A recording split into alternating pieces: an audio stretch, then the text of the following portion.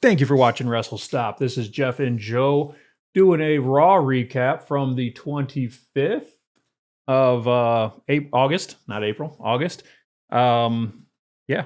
So make sure you like this video, subscribe to this video, follow us on all of our social medias, hit the bell icon, tell all your friends how great we are, and on to the show. Alrighty, well, to start off, again, we're covering Monday Night Raw from last night.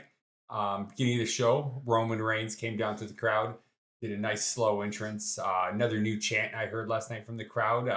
If you love Roman, stand up. So another interesting chant from the UK crowd last night. As he started to talk, Paul Heyman and Bronson Reed came out and interrupted him. Bronson Reed, of course, wearing the shoe to follow. They pointed out that it had been almost exactly 5 years since Paul Heyman joined Roman Reigns and led him to the heights that we know. And Paul still loves him. And the crowd at that point started chanting, "Give the shoes back." yeah, that was funny. I had issues with Raw last night. My Netflix kept glitching, and then when it would cut the commercials, it would repeat some of the commercials over on a loop.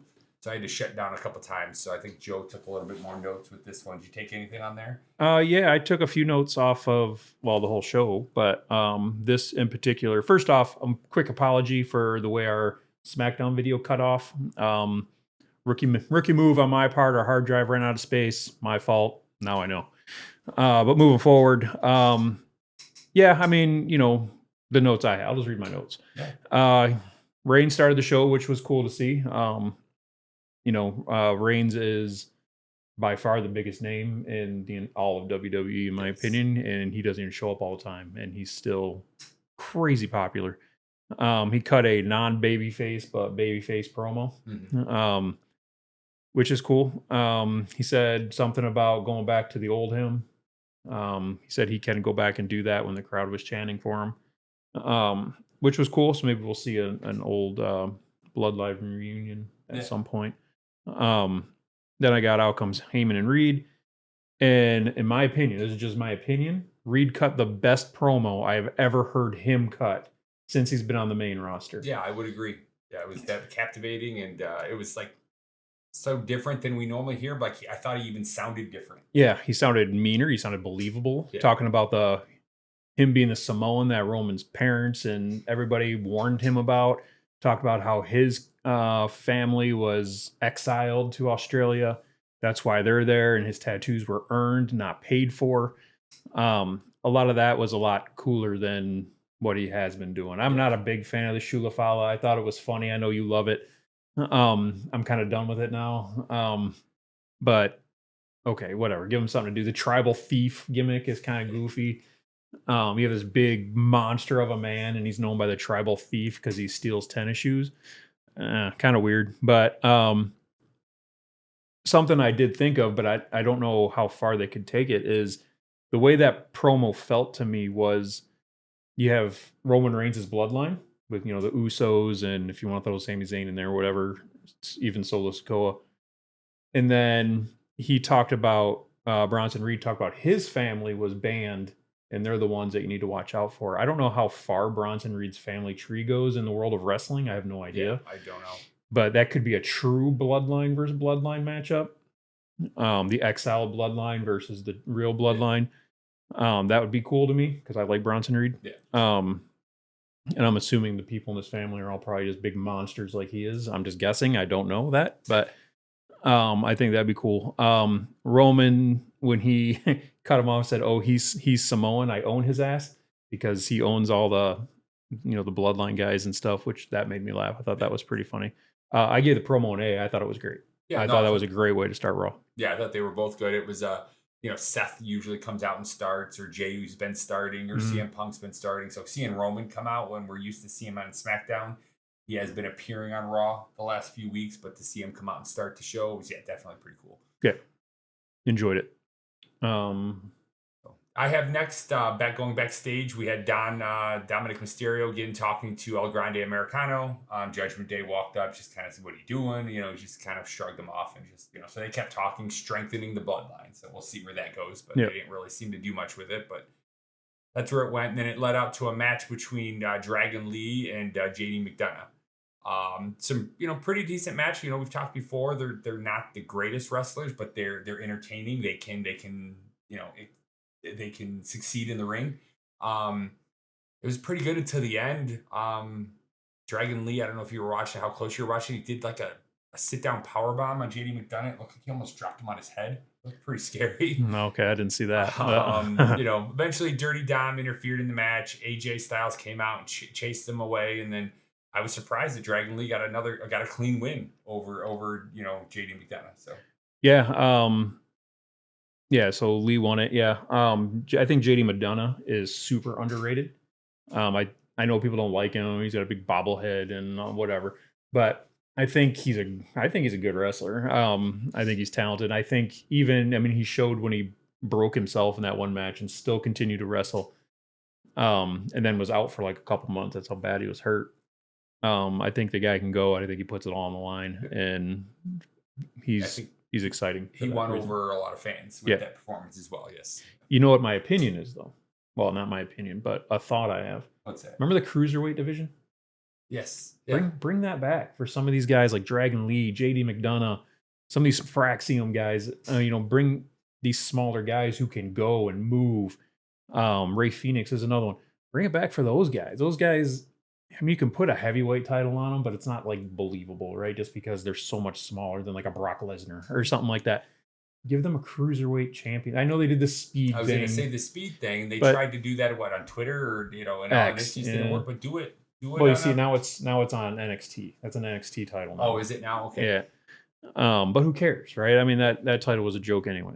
Bring back the Cruiserweight Championship. Let these guys fight for it. It'd be exciting matches like when TNA did the X Division. They may still, I don't know. Yeah.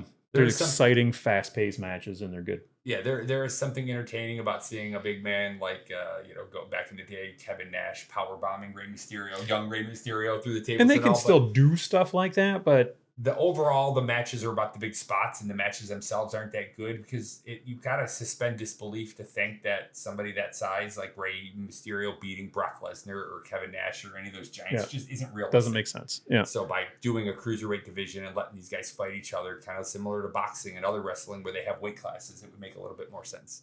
Yeah. So I gave the match an A-. I enjoyed it. I thought it was good. Solid start to Raw this week. Yep. Backstage we had Go ahead. No, go ahead. I was going to say an interview with Jackie Redmond interviewing LA Knight. Pretty much LA Knight just leading toward he doesn't trust CM Punk. So they're just continuing to build that, the feuding between the three guys that Seth Rollins is going against in the Fatal 4-Way. Yeah, I laughed.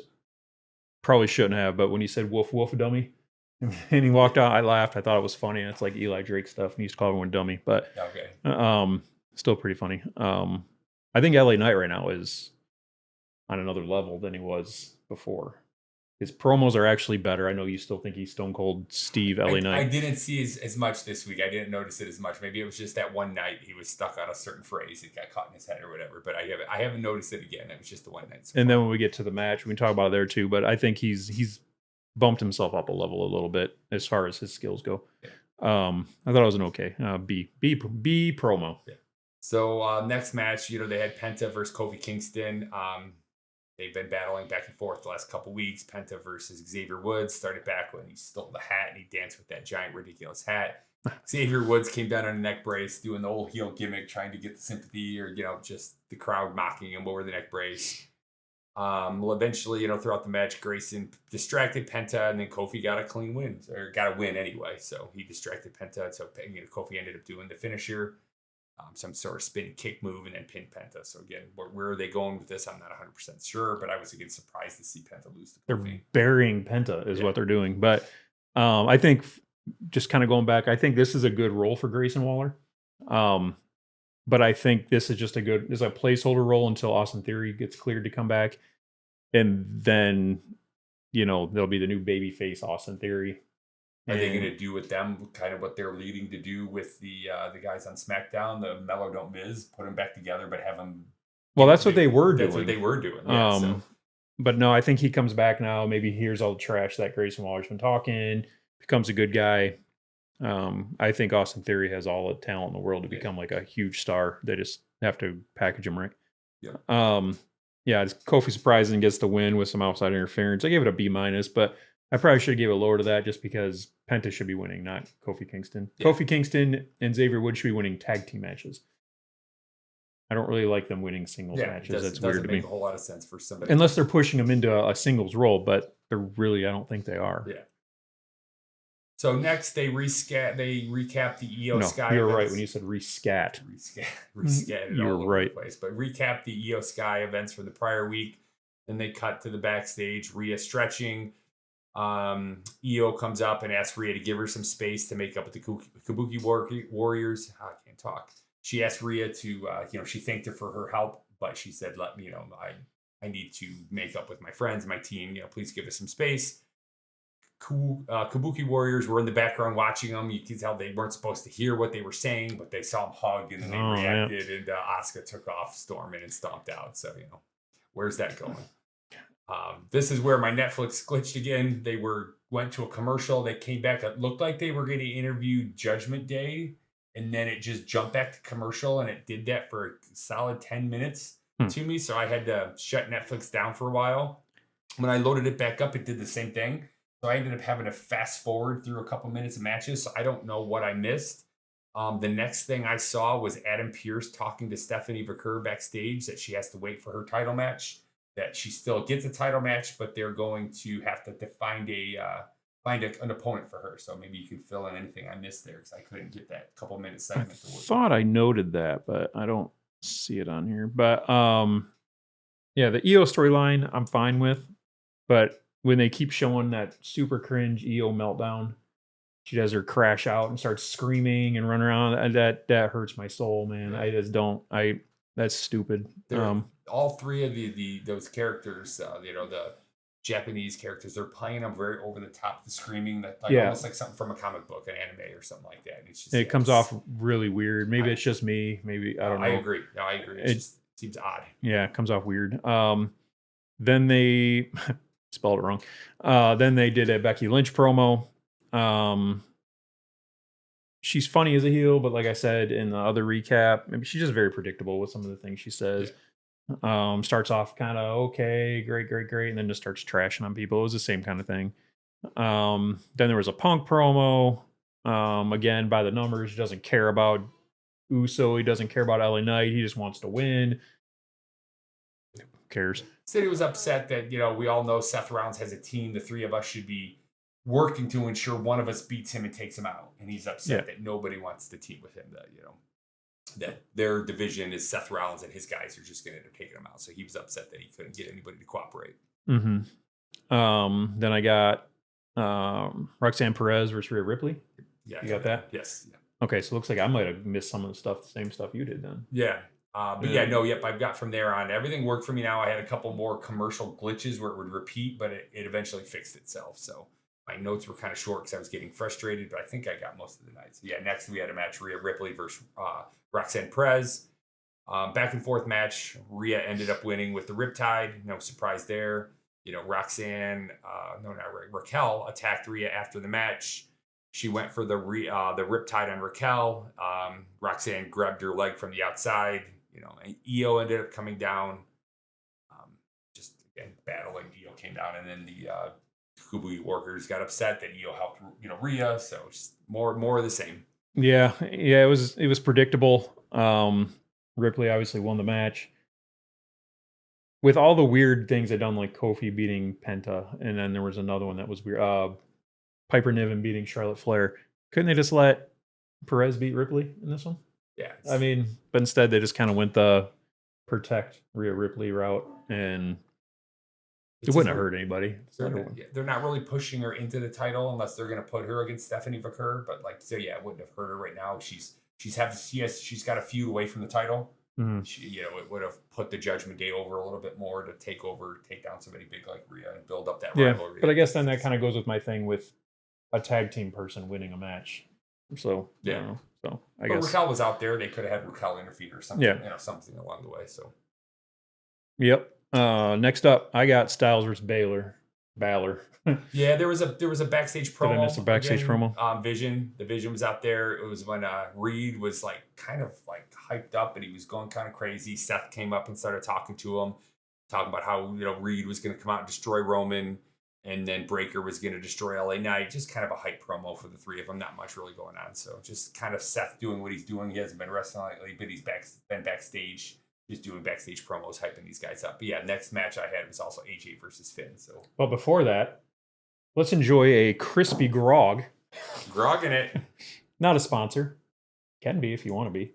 We'll do it for free. I mean, cold ones. Max and Chad. Thank you. It's a good show. Well, they didn't really give me. Thank you for making a wonderful product. Yes, thank you for making a fantastic product. Max and Chad. Cold ones. This is to you.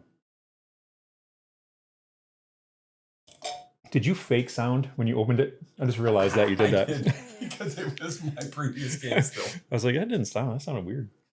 It tastes like Dime Tap. All right. I didn't take a whole lot of notes versus the AJ Styles versus Finn match. So what'd you have now? I just put Styles wins. I was a little disappointed in the match with as good as both guys are. Yeah.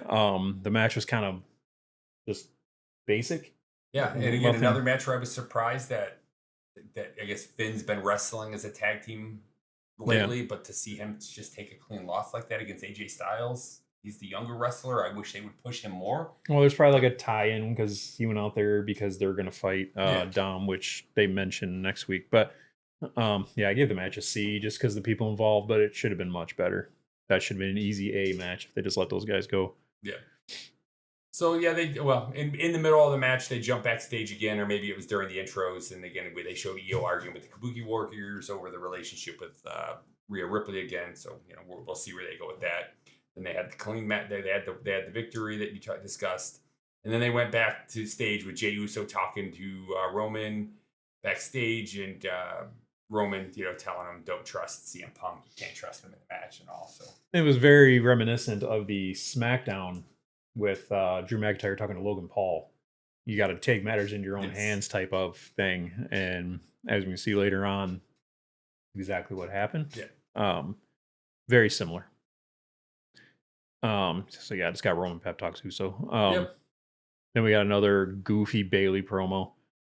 I'm starting to get to the I don't care point in this whole thing. It's just promos can only be so much. A promo here is okay, but like not the same. Like, and not only that, but I'm starting to. It's almost again. I've used carbon copy a lot in these videos.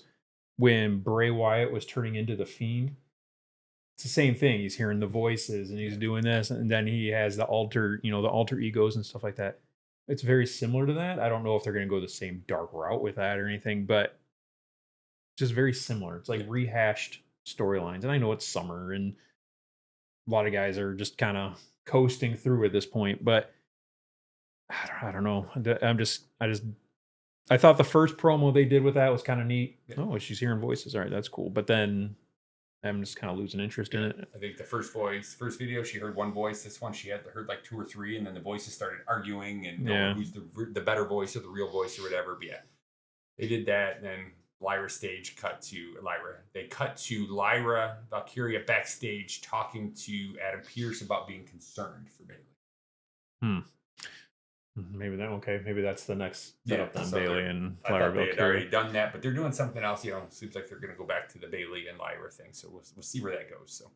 So yeah, they announced the AJ versus Dom next week in the rematch. Yes. And then Dom called Pierce Charles Xavier. That caught me off guard. I have that in my notes too. Charles Xavier ? Like what? Yeah, it's kind of funny. But yeah, I mean, okay, so we got a rematch of that. Why is that not on the pay-per-view with the Stephanie Vaquer match being canceled? I don't know. They added the Becky Lynch versus but it only puts them at 5 though. Is that it? I mean, we'll talk about it. It's over 3 hours. So you have to watch our Clash in Paris predictions to know what we think about that. Yeah. My lady. Alrighty. So it ended up being a backstage battle. Roman ended up getting into a fight with Bronson Reed backstage. LA Knight ran in and attacked Braun Breaker. Refreshing. Dragged him out to the ring to start the match. Eventually Seth Rollins came down, distracted LA Knight. Knight chased Seth Rollins around the ring. Braun Breaker had jumped around the other side of the ring, ran out, and just totally leveled him, speared him outside the ring, threw him in for another, spear inside the ring for another clean win. You mentioned earlier you thought LA Knight looked impressive. I thought it was a good match between the two of them. Yeah. LA Knight was a little cleaner and jumping to the top rope. We discussed on a couple prior episodes that he had missed a couple of those in the past, but he seemed to hit them all last night. And I don't know if I'm just noticing this now. Maybe he's always done this. I don't know. But because I was waiting for him to slip, right? It's almost like what we were talking about, a different match where Jade, we just watched for the botches. When he was jumping to the top rope, he was keeping his knees a lot closer together. Like I don't know, pretend these are your knees. Knock knee. Yeah, and they were like a lot closer than, I don't know if that's, maybe I just haven't noticed it before. I just noticed it this time, but it seemed like he was doing that way he could push. He's pushing on the out inside of the ropes a little bit better to have better grip. If he doesn't make it to the top, he's at least got the leverage on the inside. Yeah. And I don't know, maybe I don't know. I'll have to watch another couple matches, I guess, but that's what it seemed like. But yeah, I agree. I thought it was a solid match. I think it was cool to see them let LA Knight beat the crap out of Braun Breaker for a little bit, because Braun Breaker's their golden guy right now. So it was cool. I mean, it looks like LA Knight belongs with the people he's wrestling with now, where before he could talk, but his matches were just kind of I thought it looked pretty good. I thought it was a solid thing. At the end, Jay ended up coming down, got into a bit of a pushing match with LA Knight and CM Punk, and then he ended up just super kicking everybody. And as he super kicked Roman's advice and took everybody out, and he's going to do it himself. So yeah, he super kicked LA Knight, and then CM Punk was like, cool, and then he turned around and super kicked CM Punk, and then you got Seth Rollins just cackling off camera and saying, no, let them destroy each other type of thing. Yeah, okay. I mean, I don't know if that really made me want to watch the match anymore, but no, I wanted to watch the match, but yeah, nothing happened last night. I was a little frustrated with Raw, just with the constantly having to shut it down and turn it off and shut it down and turn it off to get it to skip through the commercials and all. So I thought it was a very mediocre episode of Raw. What were your thoughts? I thought it was a lot better than SmackDown. SmackDown, like I said, has just been almost unwatchable lately. If not for a few key people, it would be unwatchable. From my opinion. Yeah, so I gave it a B+. I mean, it wasn't a perfect show, but I thought it was far more entertaining, which is saying something because it's a longer show. Yeah. So, I don't know. Thought it was pretty good. Any last thoughts on Raw this week? No, it just, like you said, it's got me... hopefully that was the first time I had any major issues watching Raw on Netflix. We're 8 months into this experiment, or new form of watching wrestling streaming. And I was watching a recap. We weren't watching it live, so I don't know if maybe I put it on right around the time, because I know sometimes when you watch a recap, they cut the commercials out. Yeah.